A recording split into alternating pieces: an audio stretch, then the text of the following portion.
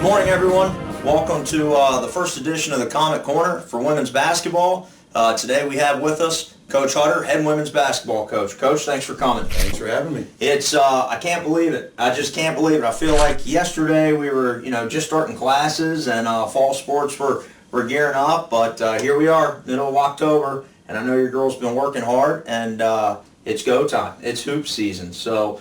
I'm going to jump right into it if you don't mind, and just ask you, how did preseason go, and how's practice going so far leading up to the first game this Saturday? Preseason's gone, I think, like any other team in America's preseason's probably gone. It gets a little old and monotonous and tedious at times, 5-6 weeks of lifting and conditioning and open gym and skill stuff kind of gets old after a while. And I think any team that has a veteran team and has a lot of kids back like we are lucky enough to have, preseason even gets a little bit older because they've been through it enough.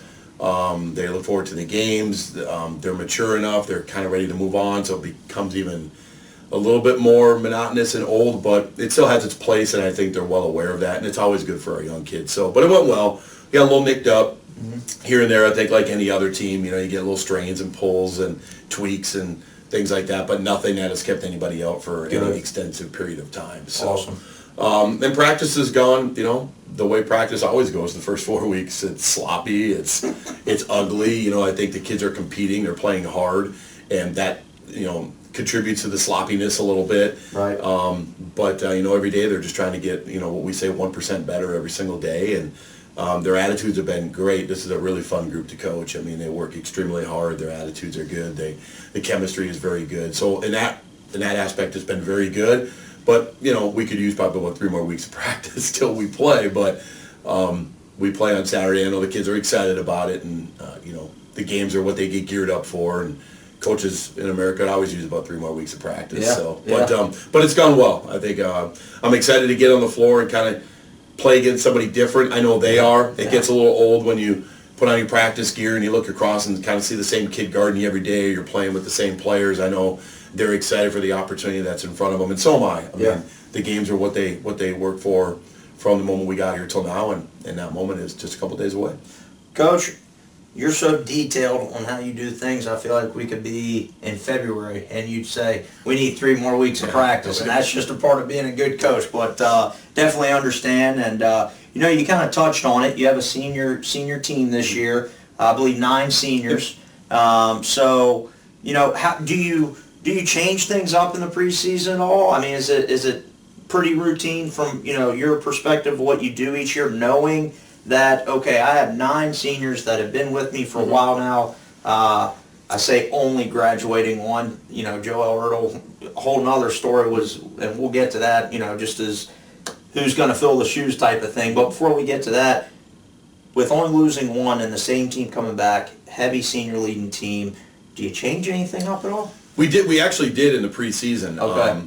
We are changing the way we play a little bit. So we talked a lot this summer about, I just felt like we needed to be in better shape. I just felt like we had to be a little bit better conditioned. So the seniors who you keep talking about, especially the 4-year seniors, and I think there's 7 of them. Wow. That's awesome. Will tell you that this was probably the toughest preseason they've had since they've been here. Yeah. As far as what we demanded out of them, the things that we did. They know what they're going to expect from you. Yeah. I mean, we're pretty upfront with them. I mean, we, especially if we're making changes.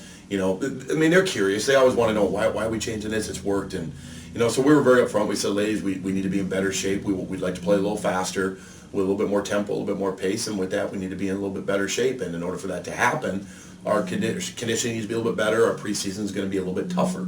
So we did some things differently with our conditioning and our weights that was probably a little bit tougher on their bodies. We demanded a little more out of them. Okay. And a lot of them did say that it was the toughest out of the 4 that they had done. And so there was a purpose behind that. Once we get into practice, yes, the X's and O's are a little different. You change every year. You kind of look at your team a little bit and you tweak things here and there. But the system, for the most part, for us is going to be the system. We're going to defend the way we defended last year. Right. That's not going to change too much. So the tempo, the pace of practice, kind of the things that we do, that doesn't change a whole heck of a lot.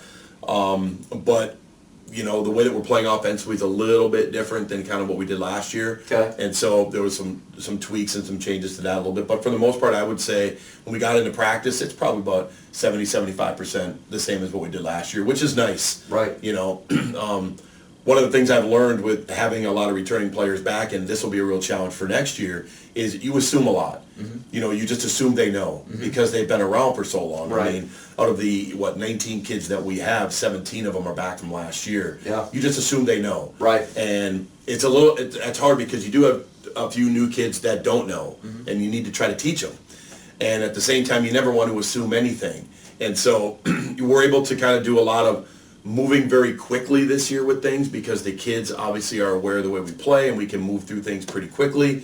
Next year, that will be vastly different. Right. We're not going to be able to attack it the same way. So Right. we've been able to move pretty quickly because of the fact that we have so many kids back.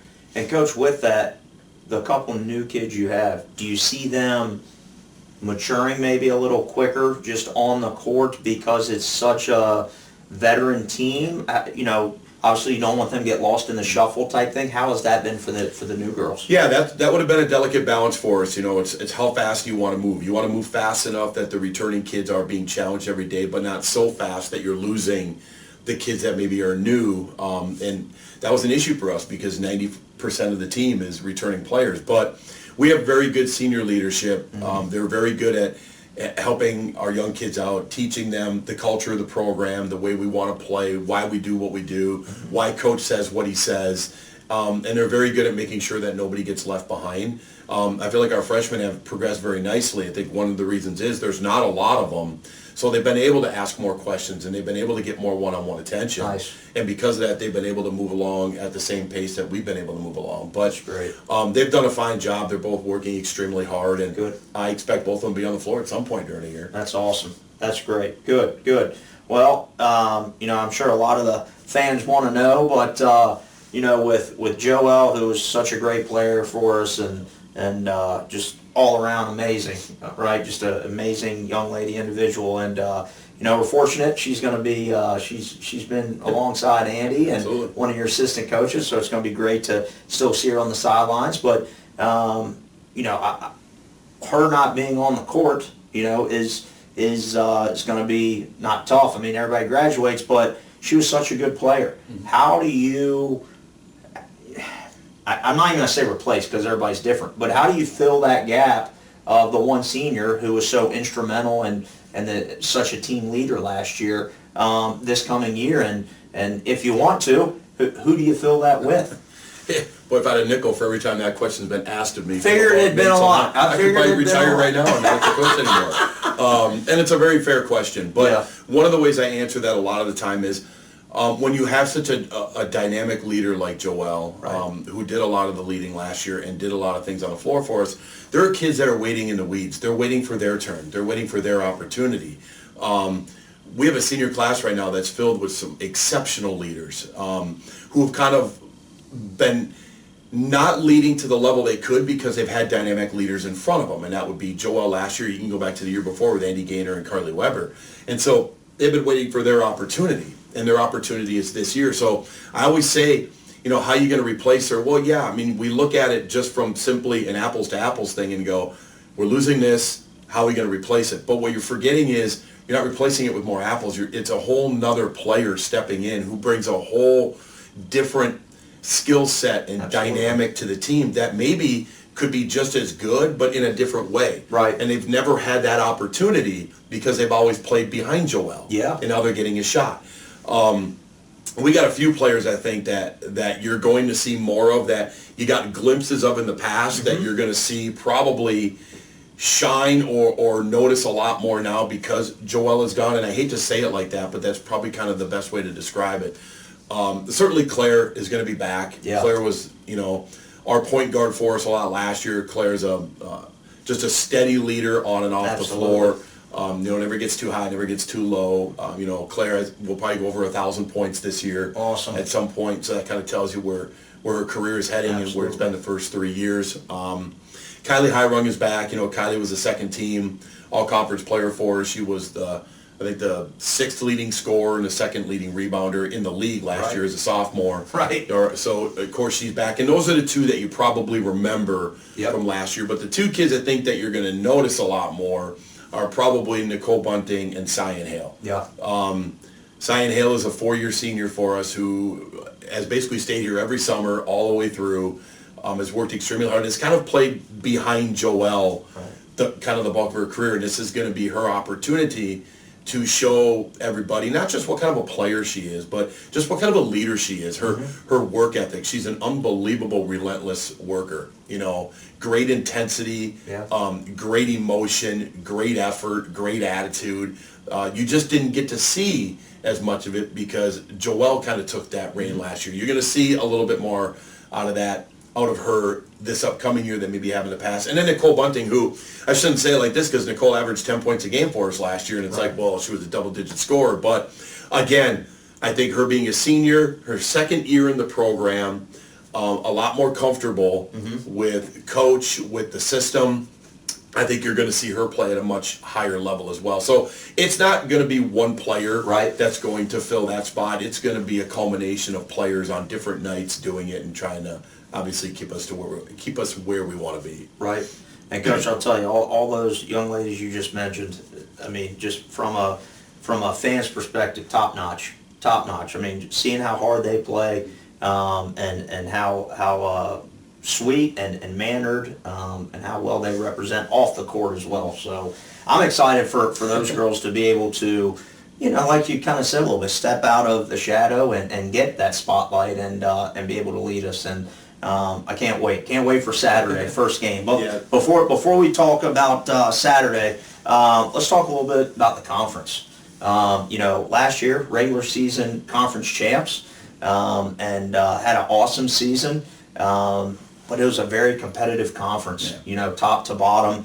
I remember, kind of down the stretch, and really when you hit conference games, it's every win is so hard to come by, especially on the road. And you know that better than I do. So with that said, what do you expect from the North Star this year? I know there's some really good teams as well that are going to be battling right there with us at the top. What are your thoughts on the North Star and about the competition this year? And it's a long season. What's it going to take to try to repeat as conference champs? Oh, it's going to be more difficult this year than it was last year. I think the league is stronger. I think it's certainly far more competitive. Okay. There were maybe 3 teams that kind of were hovering towards the top last year. I think there could be anywhere between 4 to 5 teams this year that could be hovering towards the top. Wow. When I think of our league and people ask me the strength of our league, I think about our league in non-conference play. When we go out and play other teams from other leagues, not necessarily when we play each other. Right. And last year our league did not do very well, and that was one of the reasons I think that Bellevue and us were not ranked in the top 25 towards the end of the year. Right. I think this year that's going to be different. Okay. I do, between Bellevue, Valley, Dakota State, Viterbo, and hopefully ourselves, I think we've got some teams that can go out and win a few games from the GPAC or from the Chicagoland, which we have to be able to do. Right. So that's where I look at the league, and I think the league is stronger. I certainly think that Bellevue is going to be as good as they've been in the past, and Valley graduated 4 seniors, but the influx of talent they have coming in is quite good as well. So I know Vanessa is going to have a very strong team. Dakota State is going to be very good. Coach Mo, it's his 3rd year down there now, and they've got pretty much everybody back, and plus they've added a few new pieces as well. And then Viterbo, Lionel's done a great job in his first year at Viterbo, and the one thing about Viterbo, they play really, really hard, and they have just about everybody back as well. Wow. So it's going to be a very competitive league this year, which makes it fun. Yeah, that's absolutely. Fun. That's exciting. I thoroughly enjoy that. But I think, say repeating, it's going to be a lot tougher this year than it was last year, simply because I think the league is much stronger this year than it was last year. Gotcha. So dogfight, you think? Absolutely. I think this league's a dogfight every year.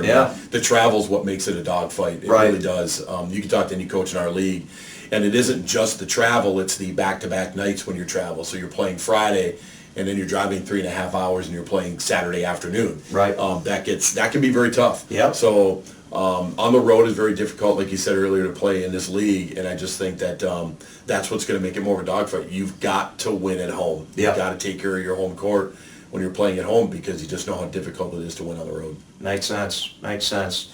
So, Coach, we talked a lot about, you mentioned some players that you expect to step up for you. What would be a name that might not be, the star of the show, but what might be a name that Comet fans will hear more this year? Maybe they heard it a little bit last year. Maybe they didn't hear it at all. But who's somebody that you think can really, make an impact and lay their mark early that, whether, oh yeah, I remember her from last year every now and then, or here's one of our newbies. You know what I mean?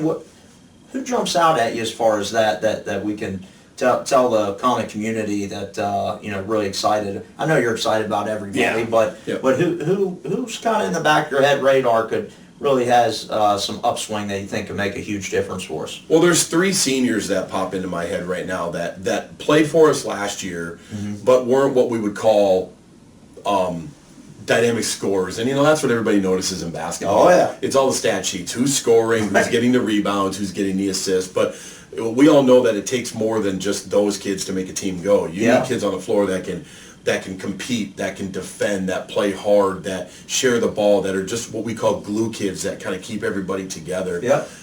Taylor Sherdall is certainly someone that you're probably gonna hear a lot more of this year than you have in the past. Just a tough kid from Grafton, North Dakota, another 4-year senior, who is just all about the team. She'll do whatever you ask her to do whenever she needs to have it done. I mean, Right. Taylor's all about the group. Yeah. Andrea Skillingstad and Taylor Champa are 2 5s, and they kind of split time last year, and they'll probably do the same again this year. They don't score a lot, but they are maybe the 2 best defensive 5s maybe in our league. They're just really good at playing the way we need them to play. They rebound well, and again, they're very willing to take a backseat with the scoring, with the fact that we're such a guard-heavy team.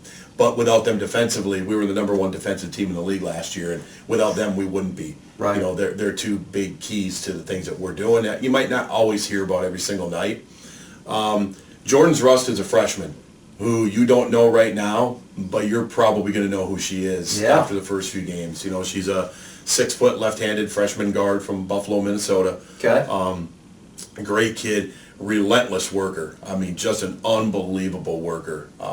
Competes every night out. Comes from a very successful high school program in Minnesota, just west of the cities, and has really stepped in well and has really shown the ability to kind of handle being a freshman on a senior-laden team. Has really been able to handle that with a tremendous amount of maturity. Okay. And I think that's one of the reasons why you're probably going to see her on the floor. And I think why you're probably going to see her have some success when she's on the floor as well. So that'd be about 3 or 4 kids that I think that you might not be aware of or have never heard of, that you're going to be aware of or going to see for the first time. Well, you get me fired up just talking to you. I'm ready for Saturday. So let's talk a little bit about Saturday. 4 o'clock here at the Louis Lee, opening night for our women's basketball program, and we're taking on Brandon out of Canada. Is that correct? And anything on them? I know they're up north there, but anything, what will the fans expect to see, from us this year? And then, can you give any tidbits on Brandon at all? We know nothing about Brandon. They were supposed to play last weekend, but due to the weather up in Winnipeg, they were not able to make the trip from Brandon over to Winnipeg, so they did not play. So this might be their first game as well as our first game. So there's really not any sort of film on them at all. What are they going to be? I know they're pretty young. I think they bring like 6 or 7 freshmen over here. As we looked at the roster from last year, so we don't know a tremendous amount about them. So we're going to kind of go into this game and kind of really focus in on us. What do we have to do? How do we want to play?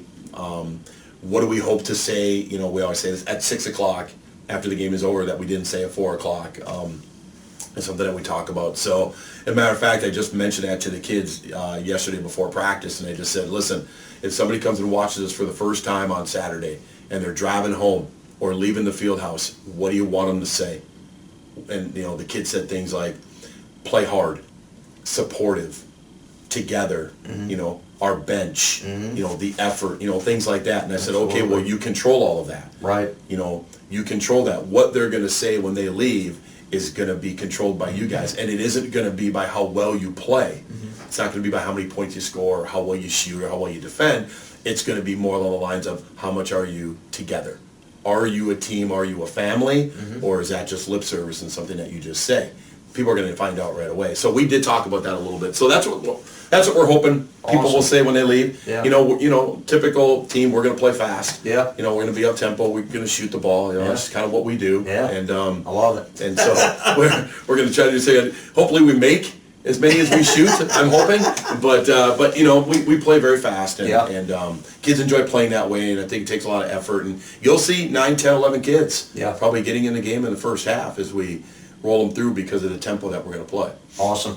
Well, there you have it, folks. Coach, is there anything you want to tell Comet Nation and the community leading into your first game this Saturday? Yeah, we've got a few things going on, if I can share with those. Absolutely, yeah. Obviously, we have our service day this Sunday where our kids are getting out in the community and trying to kind of give back to the Mayport and Mayville State community that kind of supports them all year long.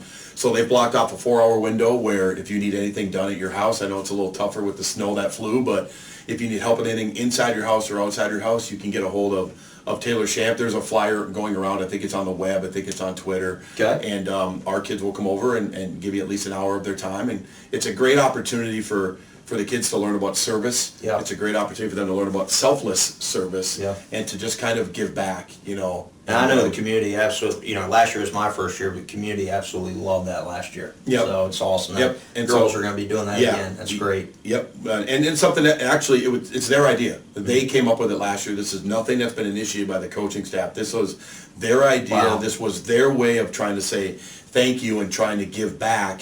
More than just saying thank you, they were trying to show their thank you as well as say it. So we're doing that on this coming Sunday. We have our night with the Comets next week on Tuesday over at the golf course. I believe it's social starts at 6 and meals at 6:30, being catered by the Dakota Boys Restaurant. So that's just another night where we kind of usually try to do it before the first game so people can kind of meet the players and put a face with a name and all that stuff, but it wasn't able to work out before the first game this year, but we wanted to try to get it done before that first weekend. Yeah. So we're going to do that on Tuesday next week, and this is kind of a busy stretch for us. Oh, yeah. And then next week, like we talked about, we've been lucky enough to be invited down to the Minnesota State High School League Coaches Clinic, which is a very big deal, and I'm going to be presenting an hour down there on just a session on playing hard and drills that we do to get our kids to play hard. There's about 8 coaches that are speaking down there. Lindsey Whalen from the University of Minnesota, Jeff Walls from the University of Louisville is going to be there.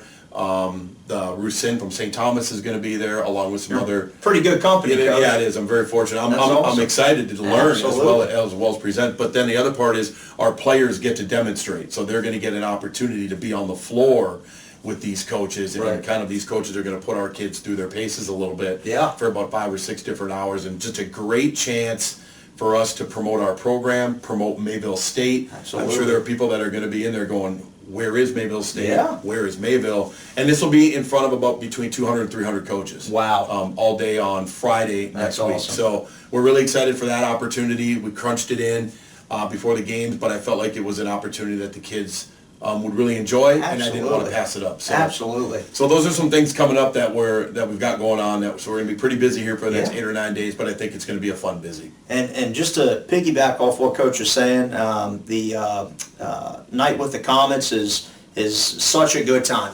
My family and I got to get there last year. We already got it in the calendar this year. But really is nice time fellowship, get to know the girls a bit more, and my kids are super pumped about it, obviously. But that's awesome, Coach, and looking forward to that, and looking forward to the first game Saturday. Absolutely. So good luck, and I know you're busy, so thanks for taking the time. Appreciate it. Thanks, Ryan.